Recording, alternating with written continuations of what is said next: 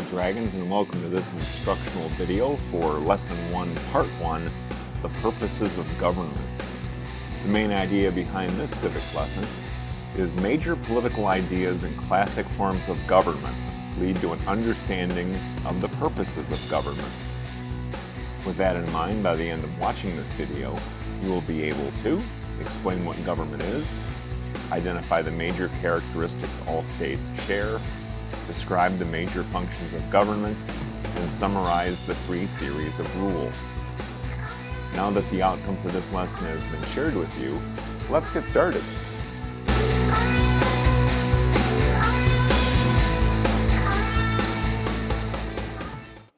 Americans sometimes complain that the problem with government is that there is just too much of it.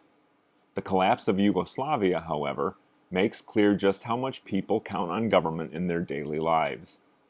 Strong national defense, law and order, and clean water are just a few of the services that most people, Americans included, expect of good government. Before examining the workings of the U.S. government, it is important to first understand a number of major political ideas. Top among these ideas is the concept of government itself.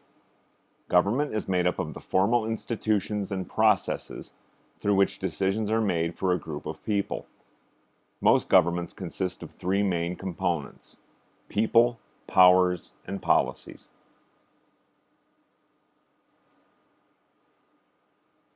In terms of people, government includes both elected officials who have authority and control over others, as well as all of the public servants who carry out the day-to-day business of government. So the postal carrier on your block, the president, a paratrooper in the armed forces, a judge in traffic court, your state and national legislators, all these people and more make up government.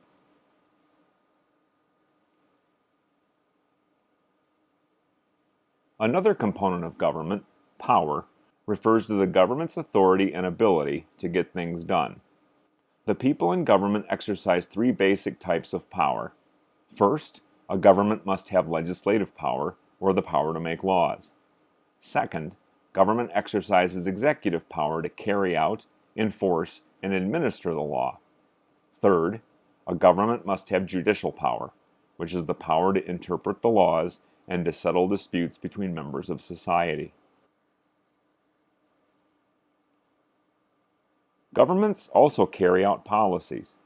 A policy is any decision made by government in pursuit of a particular goal. A policy can take the form of a law, a government program, or even a set of government actions. Taxation, defense, environmental protection, health care, and transportation are just some of the policy ideas that concern government.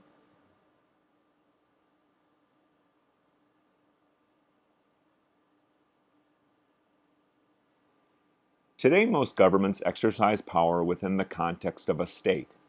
A state is a political unit with the power to make and enforce laws over a group of people living within a clearly defined territory. Used in this sense, the term state does not refer to one of the 50 states in the United States. Instead, it stands closer in meaning to the terms country and nation-state. All such states are characterized as having a population, a territory, a government, and sovereignty.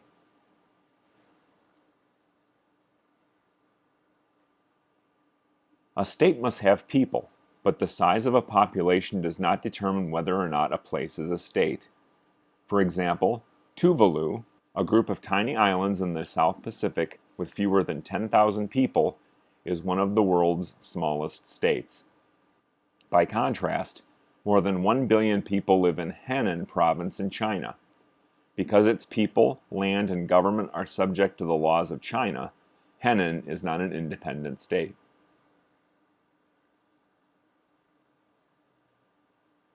States must have clearly defined and recognized borders. Throughout history, border disputes and the wars they often trigger have shaped relations between states. Today, members of the United Nations, the world's chief body for international cooperation, pledge to respect the territorial boundaries of every other member state.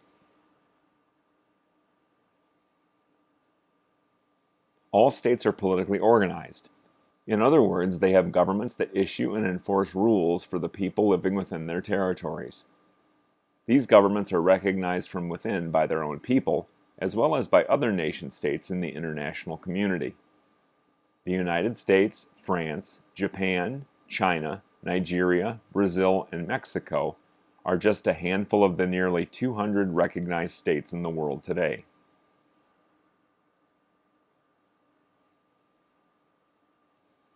Every state is said to have sovereignty, or the supreme power to act within its territory and to control its external affairs. Sovereignty includes independence from other states, as well as the freedom to establish a form of government. The individual states of the United States do not have this authority. Therefore, they are not states in the sense of international law. A state's sovereignty does not mean that its government is above the law. Most states limit the sovereign power of their governments with a set of rules that restricts the lawful use of power. Usually, these rules are outlined in a constitution or a written plan of government.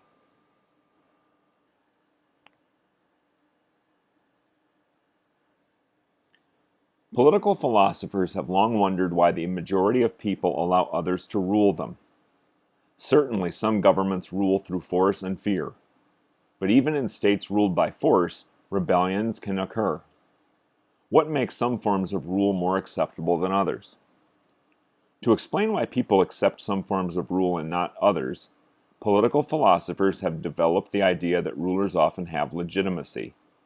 That is, rulers are seen as right and proper by important segments of a nation's population.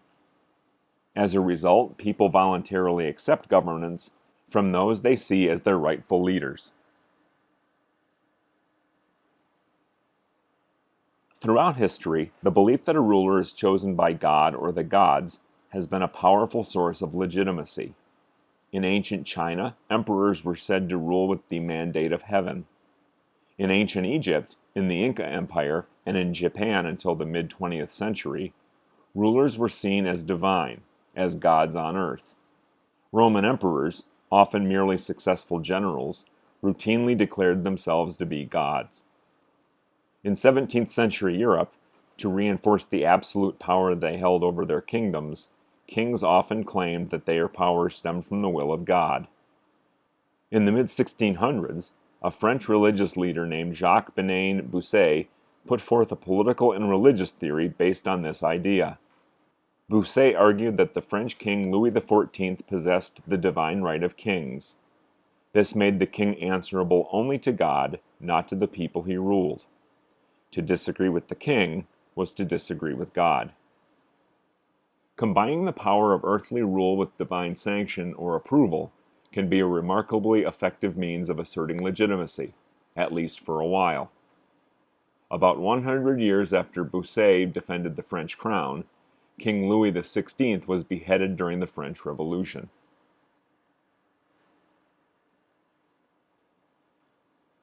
An alternate theory of rule rests on the idea of natural law, a system of rules derived from the natural world.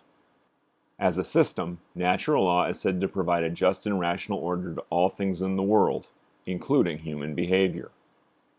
Following the logic of natural law, all people, by virtues of their being human, possess natural rights. Today, these rights are commonly understood as human rights. Notions of natural law have a long history. The ancient Greek philosopher Aristotle wrote of natural law, as did the ancient Roman leader Cicero. Medieval Christian thinkers, such as Augustine and Thomas Aquinas, linked the idea of natural law to their faith. Aquinas argued that since human nature comes from God, natural law too must come from the same divine source. Natural law binds citizens and rulers alike. As a result, according to many philosophers, a legitimate government does not violate natural law. In this line of thinking, citizens are not obligated to follow a ruler who acts against natural law. If the subjects have a government which commands unjust things, wrote Thomas Aquinas, they have no obligation to obedience.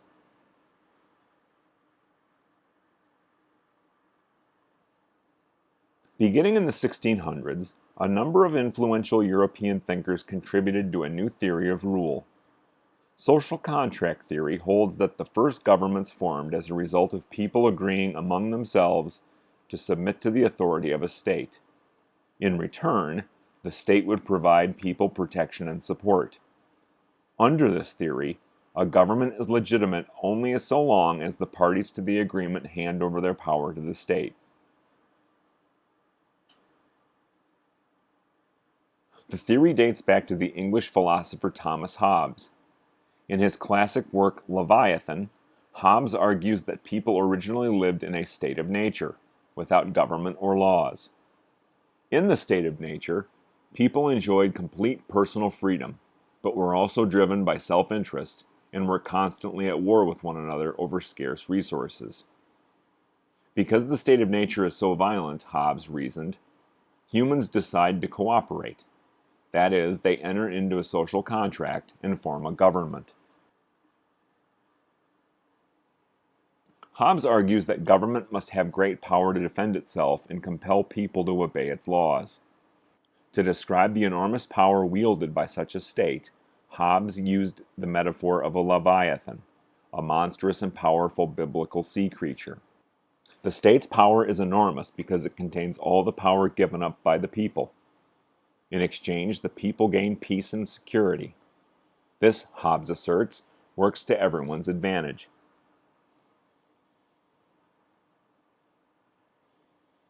English philosopher John Locke also saw government as the product of a social contract built on the consent of the governed. Locke, however, emphasized that people had natural rights. In his view of the state of nature, people are governed by natural law. They consent to government solely to protect their natural rights, including life, liberty, and property. Locke believed that in order to protect natural rights from government interference, government power had to be limited or subject to certain restrictions. Any violation of the people's natural rights by government provided grounds for rebellion. In other words, people could withdraw their consent from government and start anew. French philosopher Jean-Jacques Rousseau introduced a third vision of the state of nature and the social contract. According to Rousseau, humans lived independent lives in the state of nature, but they were happy, good, and free. It was the formation of societies and government that corrupted the human condition and introduced inequality. In the social contract, Rousseau argues that the only way people could regain their freedom was by establishing a government that was both based on a social contract and responsive to the general will of the people. As you will learn, Rousseau's ideas, as well as Locke's, would profoundly influence early American political leaders.